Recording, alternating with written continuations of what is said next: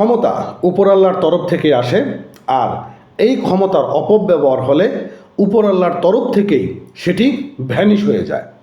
বন্ধুরা, ডক্টর মোহাম্মদ ইউনূস তিনি 5 বছর ক্ষমতায় টিকে থাকার একটা বড় মাস্টার প্ল্যান করছে বলে জানিয়েছেন একজন বিশিষ্ট সাংবাদিক, এবং তিনি একটি টক শো পরিচালনা করেন খালেদ মহিউদ্দিন ভাই।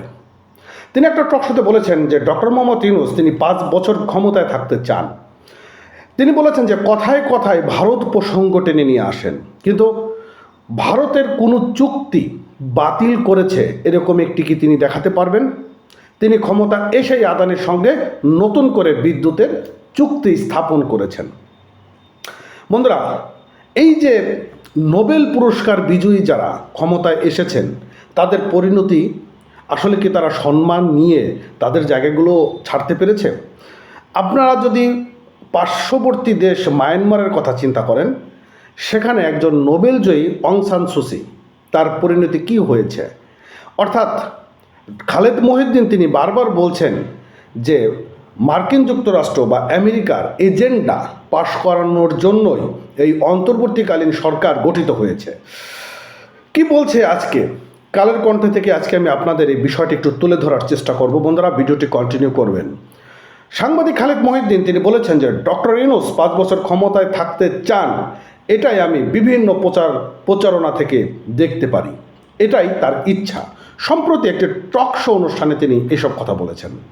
খালেদ মহিউদ্দিন বলেছেন যে বিএনপি ক্ষমতা আসলে লুটপাট করবে, এটা উপদেষ্টা পরিষদ থেকে শুরু করে গুরুত্বপূর্ণ ব্যক্তিরা এগুলো প্রচার করে আসছে। তারাই বিদেশিদের দেশে আনছে, বিদেশিদের স্বার্থ দেখছে, এগুলো কোনটা মিথ্যা? এই যে খালেদ মহিউদ্দিন ভাই কথাটি বলেছেন, এটি কিন্তু একদম ফেলে দেওয়ার মতো কথা, এটা কিন্তু আপনি কখনোই বলতে পারবেন না। কারণ ডক্টর মোহাম্মদ ইউনূস তিনি যেটা করছেন, বিদেশিদের দেশে আনতেছেন। অর্থাৎ এই যে বিভিন্ন মন্ত্রী পরিষদে যাদেরকে সাজানো হয়েছে, 2-3 জন রয়েছেন যারা মার্কিন নাগরিক, তাদেরকে দেশে আনছেন, তাদেরকে উপদেষ্টাদের দায়িত্ব দেওয়া হচ্ছে, তাদের দায়িত্ব তারা পালন করছে। এবং ইতিমধ্যে একজন তুরস্ক গিয়েছে, সেখানে তিনি হাতে তুরস্কের যে ভারী অস্ত্র রয়েছে সেটি নিয়ে একটা ছবি প্রকাশ করা হয়েছে।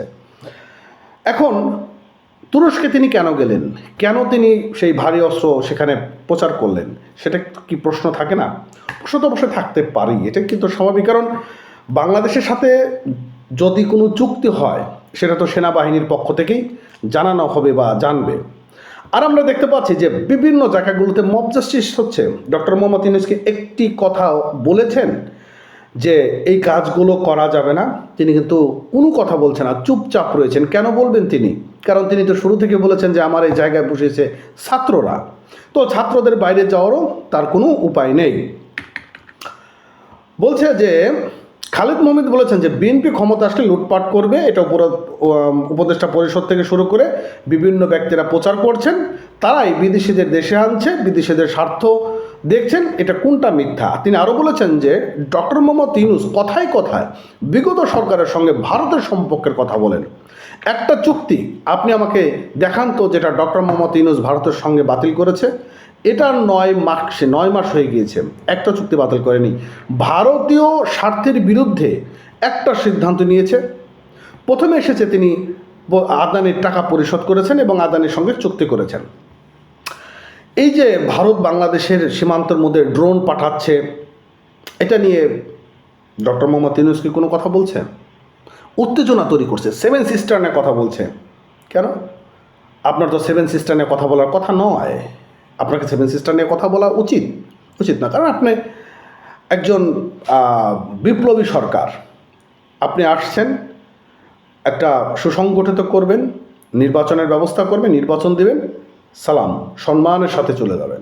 কিন্তু আপনি তো সম্মানের সাথে যাচ্ছেন না। আপনার যে উদ্দেশ্য 5 বছর ক্ষমতায় টিকে থাকা, সেটা কিন্তু আস্তে আস্তে মানুষের মধ্যে এটা একটা বড় বিরাজমান হচ্ছে যে ডক্টর মোহাম্মদ ইউনূস 5 বছর ক্ষমতায় টিকে থাকার জন্যই মনে হয় উঠে পড়ে লেগেছে। তো কি মনে হয় আপনাদের? অবশ্যই কমেন্ট করে জানাবেন।